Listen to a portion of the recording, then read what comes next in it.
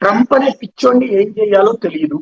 Trump ని ఆపలేరు ఎన్నిసార్లు చెప్పినా. అప్పటికి అన్ని దేశాలు నిరాదరణ చూపించినాయి. ఫ్రాన్స్ కావచ్చు, ఇటలీ కావచ్చు, బ్రిటన్ కావచ్చు, కెనడా కావచ్చు. ఏ ఒక్కళ్ళు ట్రంప్ చెప్పాడని యుద్ధం చేయట్లేదు, ట్రంప్ చెప్పాడని ఆగట్లేదు.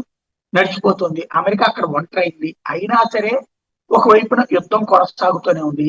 అమెరికా మీద కోపంతో హార్ముజ్ జలసంధిని ఇరాన్ అడ్డుకుంది.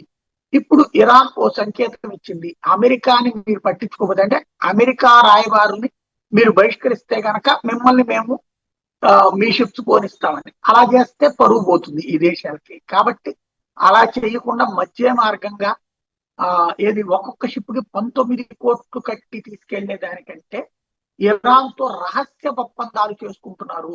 ఏడాదికి ఎంత ఇస్తామనినో, లేకపోతే గనక అమెరికాకి సపోర్ట్ చేయబోమనినో హామీ ఇచ్చి వదిలించుకుంటున్నారు. అందుకనినే మొన్న ఫ్రాన్స్ కి సంబంధించినటువంటి వాణిజ్య నౌక కావచ్చు, బ్రిటన్ కి సంబంధించినటువంటి వాణిజ్య నౌక కావచ్చు, ఇట్లాంటి వాళ్ళు అంటే ఒక్కొక్క గల్ఫ్ ఇది యూరప్ దేశాల యొక్క ఏవైతే వెళ్ళిపోతున్నాయో ఆ వెళ్తున్న ప్రతి షిప్ కి సంబంధించిన దేశం రహస్యంగా ఇరాన్ తో ఒప్పందం చేసుకుంది అన్నటువంటిది అమెరికా లేదా యూరప్ మీడియా ప్రొజెక్ట్ చేస్తోంది.